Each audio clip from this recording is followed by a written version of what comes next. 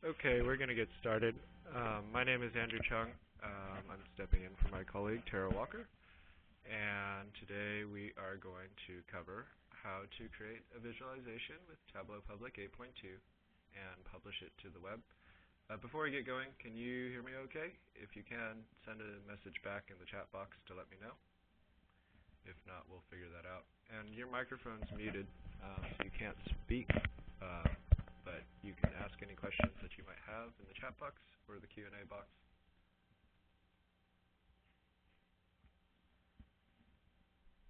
All right. So the first thing we're going to do is take a look at the visualization we're going to make today. And it's not going to look exactly like this, but it'll look pretty similar. We're going to cover how to make a map and how to make a line graph and combine them into one view, and also put multiple copies of the same visualization with a different view setting using the story points feature to kind of illustrate or highlight different points about our data. And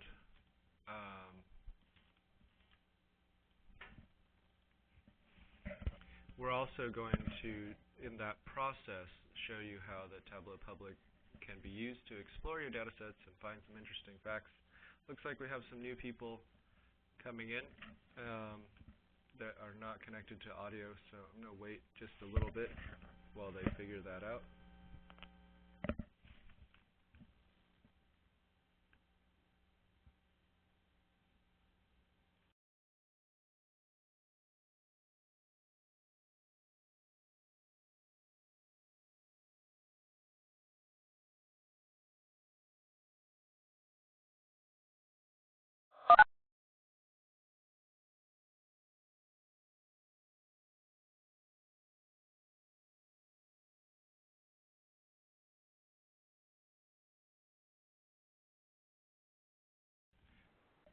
Okay, looks like they got that figured out. So in this data viz, we've got a map that shows the most popular baby names for that state in that particular year of that gender. And this line graph will change depending on which baby name you select through time down here. So we're going to show you how to make these two views and make them interact with each other. And the first step is to take a look at our data set. And I'll paste this data set into the chat box. If you want to try to follow along, you can.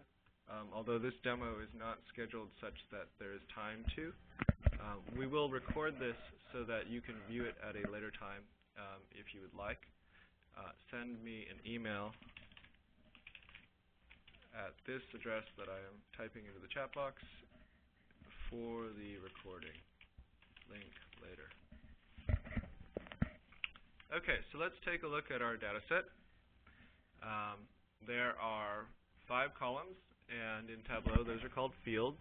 The first is the state, second is the gender, third is the year, the fourth is the top name, and the fifth is the number of occurrences, which is not exactly, it basically means how many times it was the top name, I guess, in that year. And once we've taken a look at our data and made sure that it doesn't have any funny headers at the top, like for example, sometimes you'll see that they have a whole bunch of notes at the top about how they collected the data or something like that, or where it came from. Tableau really only wants the columns and the rows of data itself, no additional metadata. It won't interpret that correctly. So now we've got to connect to our data in Tableau, but we're going to take a minute to talk about the home screen that you get when you open up Tableau Public. And so on this screen, this is what shows up when you open up the program. You've got a couple things going on. There is an open data button right here. That's how you connect to data. And then there's a list of your recent workbooks right here. There's a button to go manage your workbooks. So when you create a Tableau Public account, you have this online profile, and you can manage what's up with your profile by clicking this link. You can delete workbooks, or you can hide them from view. Below that top third of the screen is another set of really useful tips. There's a getting started video. There's a tab that links to different trainings and templates for vizzes that you might want to make. And on the last tab, we usually feature a blog post. And these blog posts are usually related to vizzes in some way. In this most recent one is a blog post about our contestants for a storytelling viz contest, and this is a great place to look if you are trying to find some inspiration about what kind of viz to make. Maybe it's not about the subject, maybe you already have the subject, but maybe you're just trying to figure out a way to structure your viz. This is a great place to go check for inspiration. And along those lines, Viz of the Day is something we post every day of the work week, and it's a viz that we pick because we think that it makes excellent use of Tableau to demonstrate data and stories that are in the data in both a rigorous and visually appealing way. So that's another great place to get inspiration about what kind of viz to make or how to structure it. And the cool thing about Tableau Public is that any workbook that you see online, you can download and open up in Tableau Public and see how they did it. So if you see a viz about, for example, Russia's gas supply to Europe, and you think that there's some interesting views in there that the other author didn't make, well, you can download the workbook and you can try to make those other views. And then we've got links to sample data sets down here and some more links to training and tutorials. But the first step to making a viz is to connect to data, which we'll do now. We're going to do that by clicking the Open Data button. Once you've done that, you're prompted with a new screen. On the left, there is all the different data types that you can connect to. In Tableau Public, this is limited to Microsoft Access databases, Microsoft Excel files, text files, which are like comma-separated or tab-separated, tab-delimited files. And then there's a couple different server-side sources you can connect to, OData and Windows Azure Marketplace. All these other options are only available in our corporate side product, Tableau Desktop Professional. So the file that we're connecting to today is just a simple text file. It's a comma-separated file, one table in a flat workbook. So we're going to click on Text File, and then we're going to navigate to that file and double-click to open it. So then Tableau connects to and imports the data. If we were working with an Excel file, it would list all the different worksheets that were at the bottom here. For example, if there were multiple sheets here. However, since we're working with just a text file and there's only one table, it automatically adds that table to the data import window. Now, the reason why you're seeing these on the left is because it also lists automatically any text files that happen to be in the same folder as the table that you're connecting to. But these aren't actually data, so we're not going to connect to them. And if you have questions at any time, you can paste them in the chat box or into the Q&A box, and I'll either get to them while we're running if it's quick, or if it's a little more complicated, we'll talk about it at the end. So once we've got our data in the data connection window, Tableau is going to pop up a preview of the data. Just allows you to check and make sure that Tableau interpreted it correctly or how you thought that it should be interpreted. And a couple notes about these icons under each field name here. this relates to how Tableau is interpreting these columns. If it's a little globe icon, then it means that Tableau knows that it's geographic data for state. ABC is string, and a pound symbol is numbers. We'll talk a little bit more about that in the next view. So once we're sure that the data has connected correctly, we're going to click on Go to Worksheet. And once we've gone to the worksheet, we'll notice we've got a different view here. There's a blank canvas in front of us. This is where most of the views are going to be created. And then on the left, there's this data bar. And this sidebar kind of changes depending on what you're doing. But when you're in a worksheet, most of the time, it displays your data source at the top, or if you double-click on the data source by accident, it brings you back to the connection window. So it displays your data source or multiple data sources at the top if you have more than one. You can connect to multiple data sources at once, which is really cool. Underneath that is the list of dimensions. So Tableau automatically sorts each field or column into what it thinks are dimensions or measures. And the difference between a dimension and a measure is that a dimension is something that you would use to categorize things.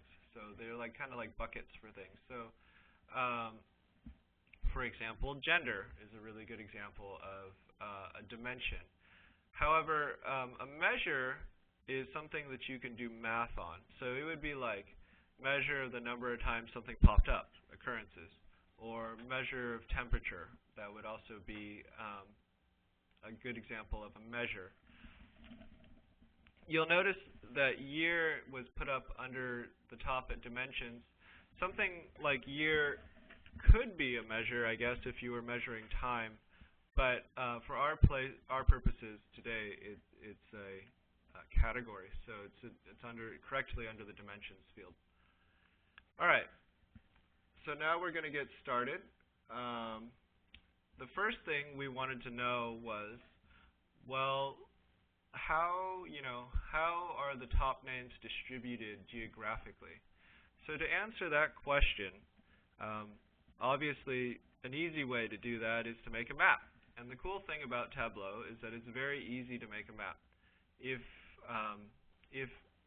the geographic field that you're working with has been interpreted correctly and it shows this little icon, you can just double-click on state, and it will create a map of every place that you have data for. So in this case, it's every state that there is a record of any data for, or occurrences of names. Now, to simplify things, we're not going to work with Alaska or Hawaii because it just makes the map formatting really awkward. But which you can get around. It just takes much longer than 30 minutes. So the way we exclude Alaska and Hawaii is to drag a box over the ones we want to include, and then click Keep Only. So now this resets our view to just showing the continental US. And you'll notice after we've done that, Tableau has stuck what we call a pill for state up in filters. And this filters card, where you drag things to filter, is a really powerful tool. We've done kind of a click and drag filter. So Tableau has made a record of that up here. So this isn't really telling us much because it's just a map of dots, but we can change that really easily. So what we're going to do is we are going to put some detail on this map. But first, let's change the mark type to filled map. And there's a reason for this later. So filled map just colors in the geographic areas that you have data for. Now we're going to drag. So we want to see what were the top names by state.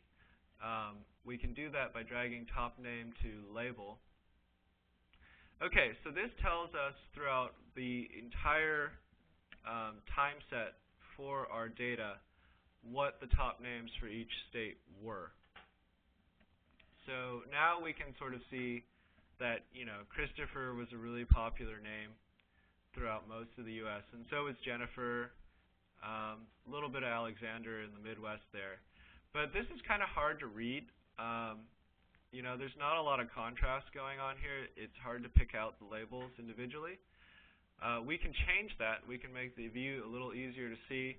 Again, so this marks card is how you format the appearance of your marks. So when we want to add some contrast, we would drag top name to color. Okay, so Seth says, how is it doing the math for top name? It's summing up the number of occurrences over time, I think, to display the top name for each state. But it would be for all years in this case, because we haven't added any year filters. Cool. So now we have a map with a bunch of colors. And now it's a little easier to pick out where are the different neighborhoods. Oh, another quick question about instead of states. So yeah, Tableau has a bunch of built-in geographic coding information. If we go to geographic role, you can see the different ones.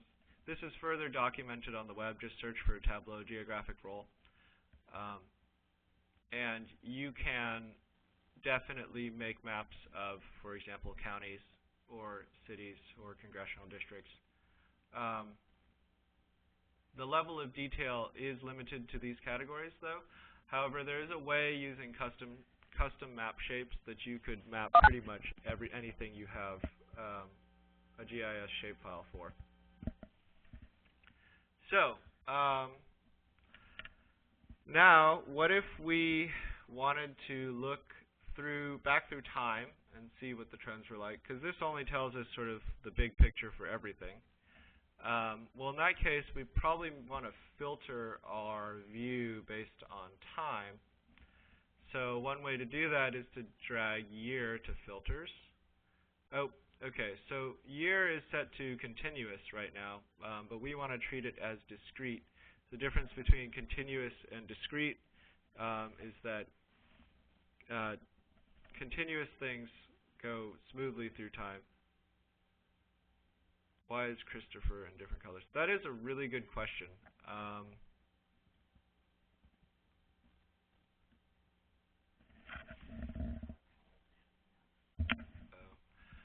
So there's a lot of names in here, and basically there's not enough colors to show all the different combinations of Christopher and state.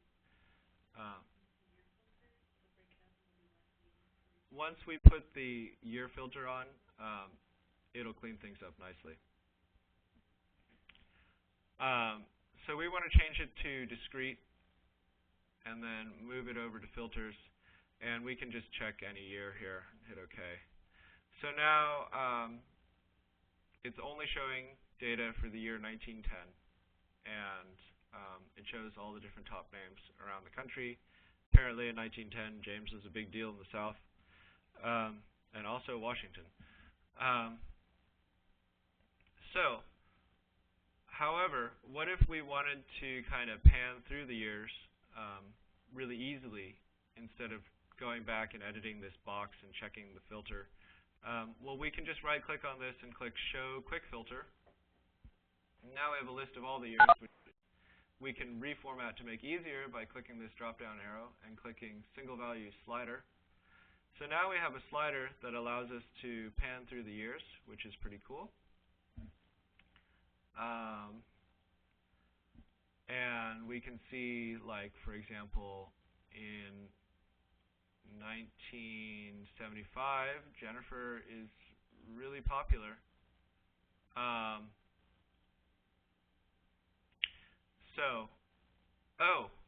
I know why it's coloring things differently for the same name.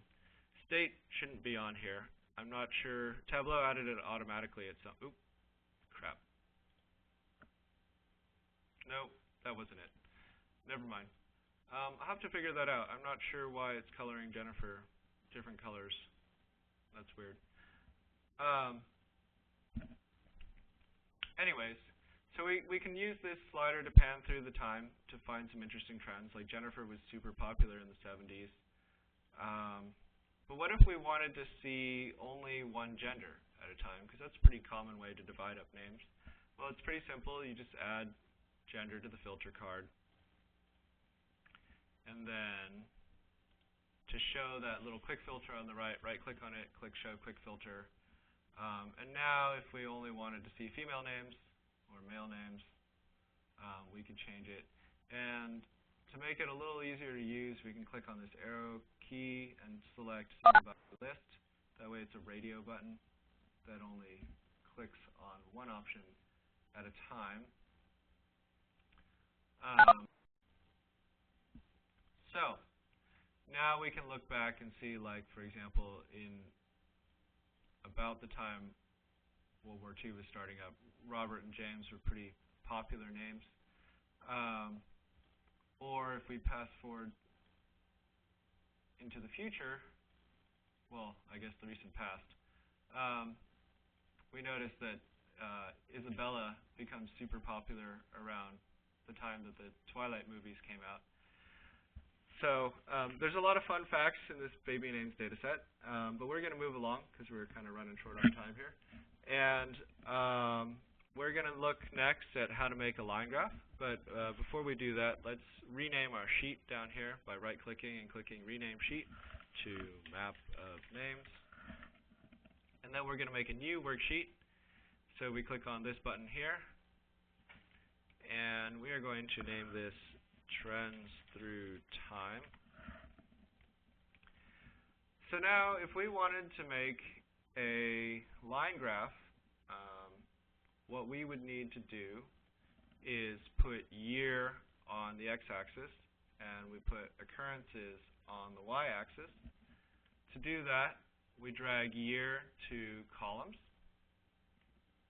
and then we drag occurrences to rows. Okay, so now we've got a bar graph of the years, and the reason why is because we've set years to discrete. If we change them to continuous, then we get a line graph. So it just depends on how you want to display the data and what is best. In this case, a line graph is okay. Right. So this doesn't really show us much. It just kind of shows us all the occurrences over time. Again, we can filter this information. For example, if we wanted to take gender and put it on to filters and only see female names, we would get this. We can also take, if we pull that off, we can take gender and put it on color. And now we've got two different lines, one for female names and one for male names. And if we wanted to edit these colors so they're a little more, I guess, easier to interpret, we can change female to pink or purple and male to blue. Now, since we're running short on time, I could show you how to filter this based on name. It would be pretty easy. You just put top name on filters. And you have to select something for it to display a graph. And then show a quick filter, and then if you change this to, for example, wildcard match, then people can search for a name like Alexander, which is apparently only popular starting in 2007. However, we're going to use that other map to filter this graph by combining them on what's called a dashboard. So a dashboard is a way to combine multiple views of data on the same screen. And this is really useful when you have like time data that is linked geographically, like we have here. So to create a new dashboard, we need to click this icon down here, or you can go up to here and click dashboard and then click new dashboard. So when we've done that, it gives us a new blank sheet, but this time there's a white space, and this white space denotes the size of your dashboard. So if you have a blog, for example, that you know is only 650 pixels wide, you can select large blog portrait and it will resize things so that it doesn't exceed that size. We're going to leave it on desktop for now. Or actually, I'm going to pick a different one because we'll do letter portrait, nice and big. So we want to drag our map onto the canvas, onto the dashboard, and then we want to drag our trends through time. So you'll notice as we're dragging stuff onto the dashboard, Tableau is automatically tiling it. You want to be aware that where you drop it is going to split the view to tile things together. So we don't need these titles. We can right-click and click Hide Title. It's pretty self-evident what's going on there. And then there's this extra space on the right that we kind of want to get rid of. So one of the things we can do is we can turn these to floating and drag them onto the empty space on our different views that we made using our worksheets.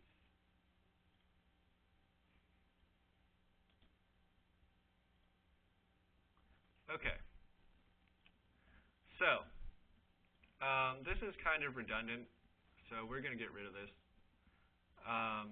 But now we've got a nice little set of controls and our two views and a legend.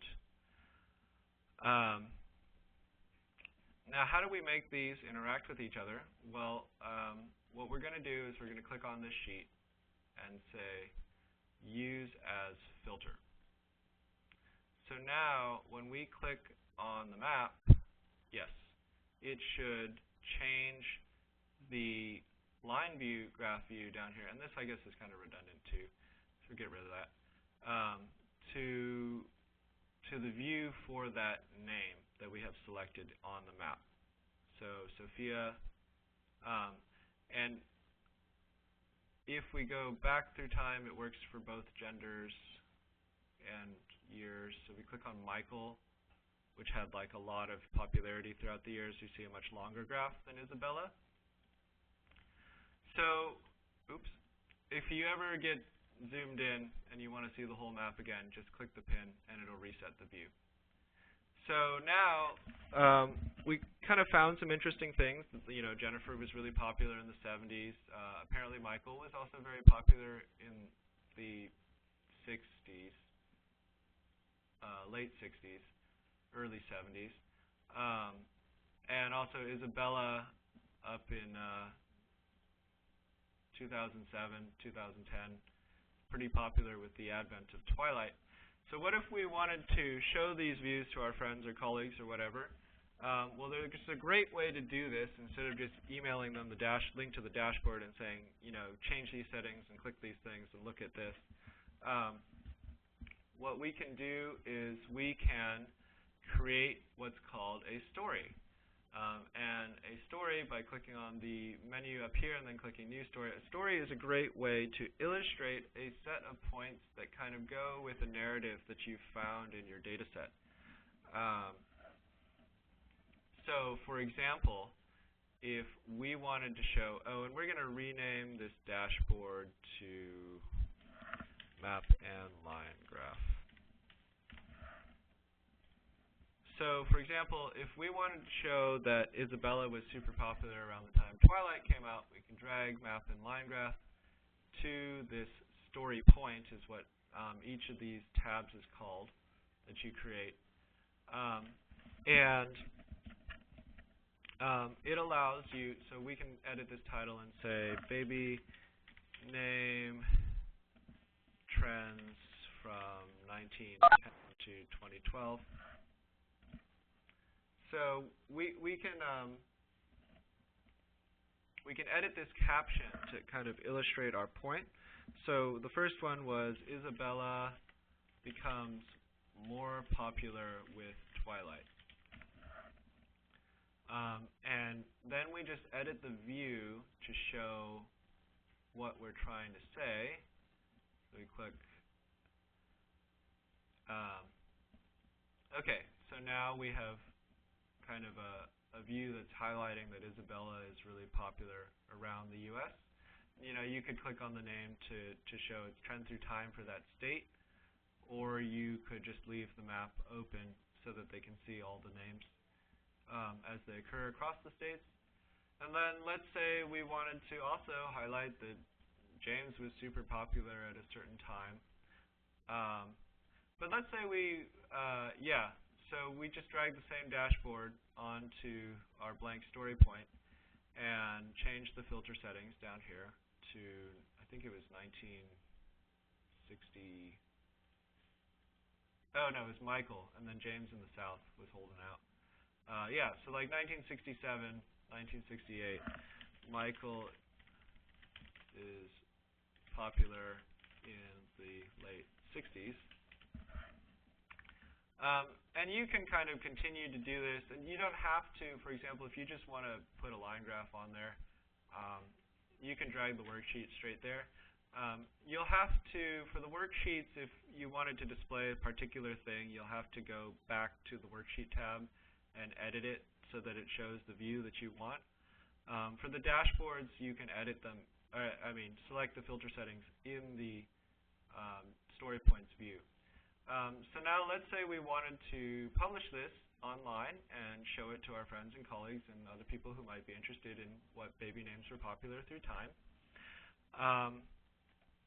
So a note on sizing.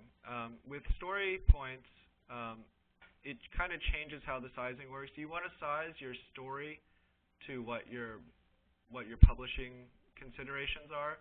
And then you want to go back, and for any sheet that you have put in your story, you want to change the sizing to click off onto a blank part of the dashboard to fit to story. And then it will make it so that it fits within this view so you're not scrolling up and down, basically.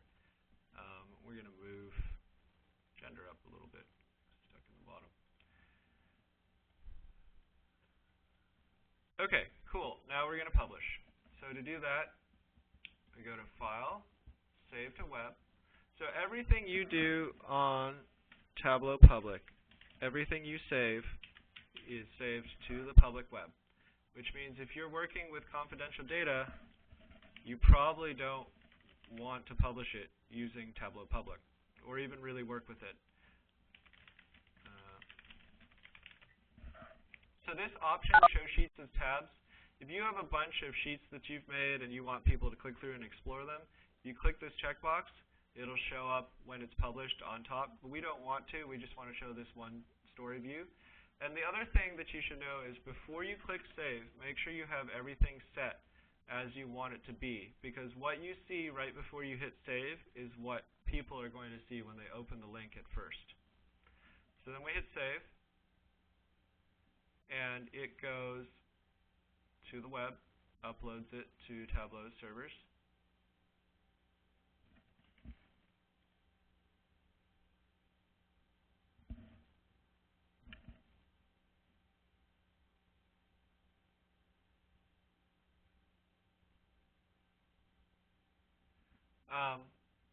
Cool. So if you have a blog, you would copy and paste this HTML embed code. If you are just emailing it to people, this is the link you would copy. Tableau gives you a little preview of what it looks like on the web. And once you've made sure that this is what you want, you can just copy and paste the link and share it. So if you guys click this link, you should see exactly what I'm seeing. And that about rounds it up. So if anybody has any questions, do let me know. I'll do my best to answer them. If they turn out to be kind of complex or more advanced questions, we can follow up by email. Happy to do that. But yeah, for the next 10 to 15 minutes, we'll be taking questions. So send them in the chat box or the Q&A box, whichever you would like.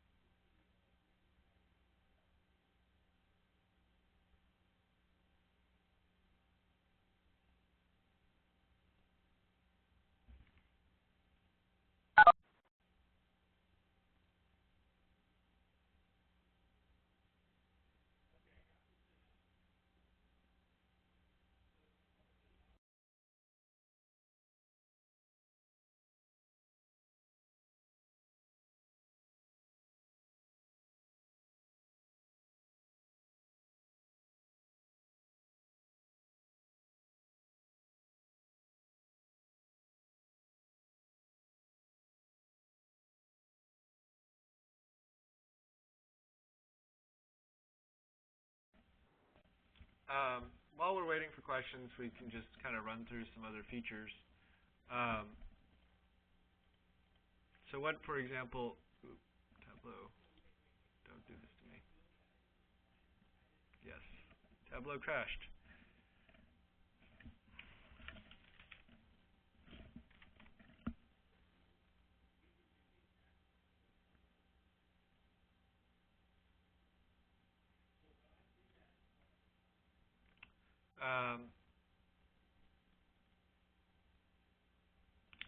So for example, if you wanted to make the map look different, we have a couple different map styles that you can access by going to Map. And then background maps, you can change it to Tableau Classic, which we don't recommend, but some people like it better. Or we can leave it on Tableau and then click Map Options. If we want a more contrasty style, we can click Normal or Light or Dark to invert the colors and really make your data set pop.